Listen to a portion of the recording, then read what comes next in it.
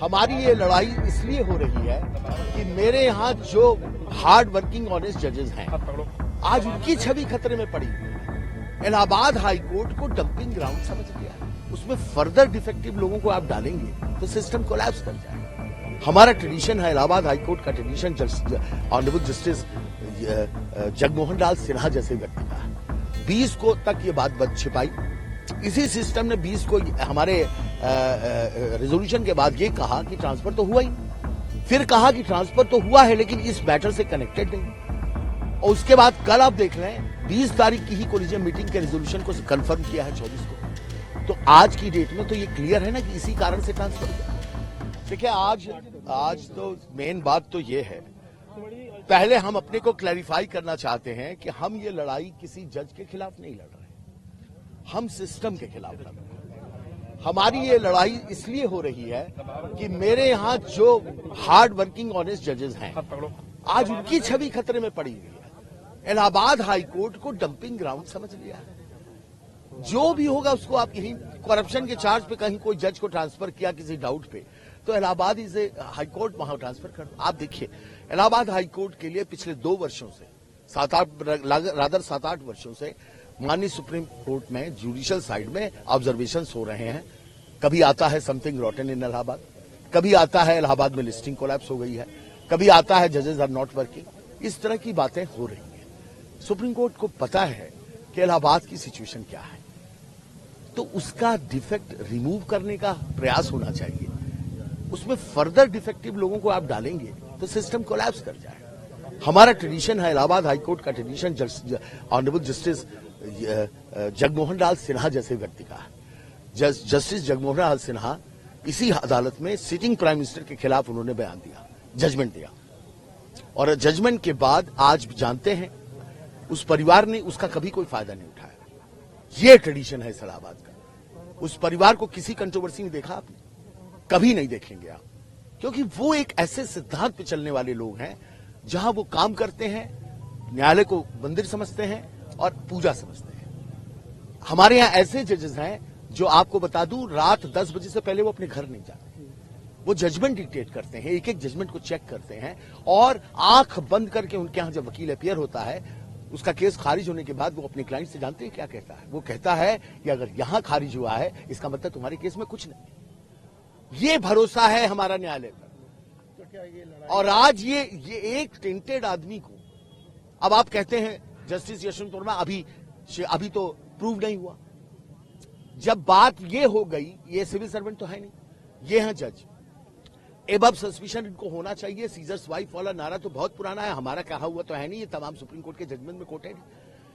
केवल सस्पिशन के आधार पर इनको हटा देना चाहिए। नहीं हटा सकते, अच्छा प्रोटेक्शन जो मिलता है, अब संवैधानिक प्रोटेक्शन जो मिला हुआ है, बार बार प्रोटेक्शन की बात हो रही है, वो प्रोटेक्शन क्या है? वो प्रोटेक्शन है रिमूवल से प्रोटेक्शन, कि नहीं एक स्ट्रोक से नहीं हटाए जा सकते। इनका एक प्रोसीजर है, वो इन हाउस कमेटी उस प्रोसीजर के क्रम में बनाई गई है कि इनका रिमूवल होना चाहिए कि नहीं होना चाहिए। लेकिन क्रिमिनल केस में इनको कोई प्रोटेक्शन नहीं। पहली बार प्रोटेक्शन मिला जस्टिस वीरा स्वामी वाले जजमेंट में 1991। उसमें लिखा है कि बिना सीजीआई की परमिशन के एफआईआर नहीं हो सकती। पुलिस ने अपनी पूरी प्रक्रिया कंप्लीट की, पुलिस ने भेजा सीजीआई के पास, परमिशन नहीं ग्रांट हुई। 20 तक कुछ नहीं हुआ, 20 को अखबार में आ रहा। अब आप सिस्टम के खिलाफ हमारी लड़ाई क्यों है? इसी सिस्टम ने 20 को तक ये बात छिपाई। इसी सिस्टम ने 20 को हमारे रेजोल्यूशन के बाद ये कहा कि ट्रांसफर तो हुआ ही नहीं, फिर कहा कि ट्रांसफर तो हुआ है लेकिन इस मैटर से कनेक्टेड नहीं। और उसके बाद कल आप देख रहे हैं 20 तारीख की ही कोलिजियम मीटिंग के रेजोल्यूशन को कंफर्म किया है 24 को। तो आज की डेट में तो ये क्लियर है ना कि इसी कारण से ट्रांसफर हुआ। तो सिस्टम ने ये बात पहले दिन से क्यों छिपाई? ये बात काफी है सिस्टम पर भरोसा टूटने का। सेकंड, पुलिस वहां गई, पुलिस ने किसी तरह का पंचनामा नहीं बनाया, पुलिस ने कोई जीडी एंट्री नहीं करी। क्यों नहीं की? पुलिस की गलती नहीं है, पुलिस की हिम्मत नहीं है साहब। जुडिशियल शील्ड चारों तरफ इस लेवल पे बनाई गई है कि जुडिशियल मैटर में कोई भी आदमी, कोई भी डिपार्टमेंट अपने फ्री माइंड से काम नहीं करता है। अगर परमिशन इनको ग्रांट कर दी जाती है सीबीआई को और ईडी को, तो ईडी और सीबीआई पर हिंदुस्तान की आम जनता का भरोसा है, लोकल पुलिस पर नहीं। इसलिए हमारी डिमांड है कि बिना लेट किए हुए कि सारे एविडेंस डिस्ट्रॉय ना हो पाए, जो बचे खुचे हैं वो बचे रहे, एफआईआर की परमिशन दे दी जाए, इनका प्रोसिक्यूशन हो, क्योंकि जनता का विश्वास वापस पाना बहुत जरूरी है। अच्छा, आपकी बात तो बार की बात तो कॉलेजियम मान नहीं रही है, आपने ट्रांसफर रोकने की बात कही, उन्होंने ट्रांसफर कर दिया। इसीलिए तो सिस्टम से लड़ाई है। हम सरकार से, आपके चैनल के माध्यम से हम केंद्र सरकार से ये अपील कर रहे हैं कि उनके इस रिकमेंडेशन को रिजेक्ट कर दिया जाए और सरकार हमारे इस आंदोलन को ध्यान में रखते हुए एनजीसी के बिल को दोबारा प्रोड्यूस करे। इस सिस्टम को आप बदलने की जरूरत है। अच्छा, कई चीजें ऐसी हैं जो क्या करें ना करें, कई चीजें ऐसी हैं जो हाईकोर्ट के जज को प्रोटेक्ट करती है, सीबीआई जांच, ये नहीं है कहाँ सारे बातें आ रही हैं। यही तो मिस रिप्रेजेंटेशन हो रहा है मीडिया में। पहले आप बिल्कुल साफ समझ लें, किसी भी मैटर के दो पार्ट होते हैं। एक होता है विभाग से उनकी नौकरी खत्म करना, और दूसरा होता है अगर क्रिमिनल अपराध है तो आपराधिक प्रक्रिया स्टार्ट करना। ये सब जगह होता है और जजमेंट है कि दोनों एक साथ चल सकती हैं, इसमें कोई ओवरलैपिंग नहीं होती। ये जजमेंट है, सुप्रीम कोर्ट ने ही कहा।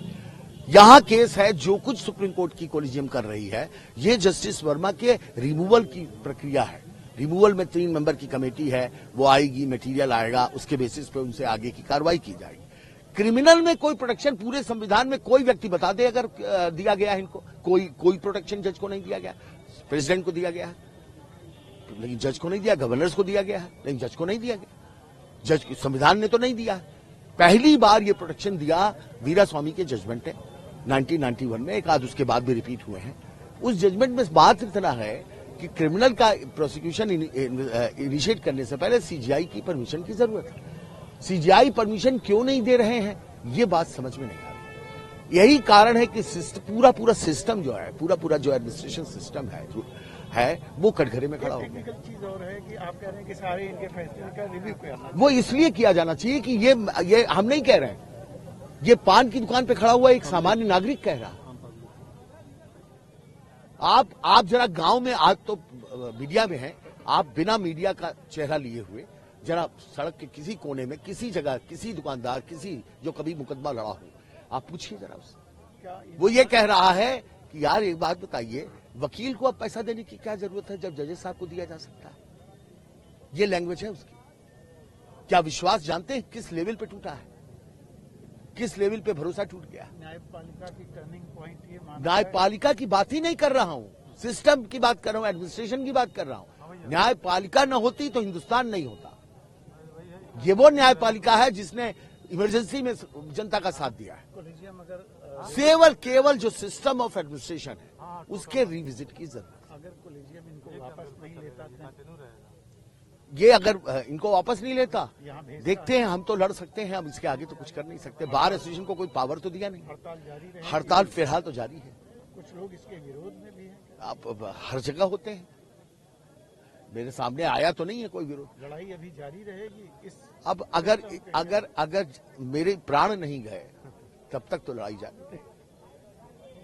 अब ऊपर वाला अल्लाह चाचा बुला लेते हैं ऊपर, तब शायद कोई दूसरा लड़े। विरोध तो कोई नहीं, लेकिन अल्लाह चाचा जब तक सिर पे हाथ रखे हैं तब तक लड़ाई जारी। प्रभातखबर.com, विश्वास वही, रफ्तार नहीं।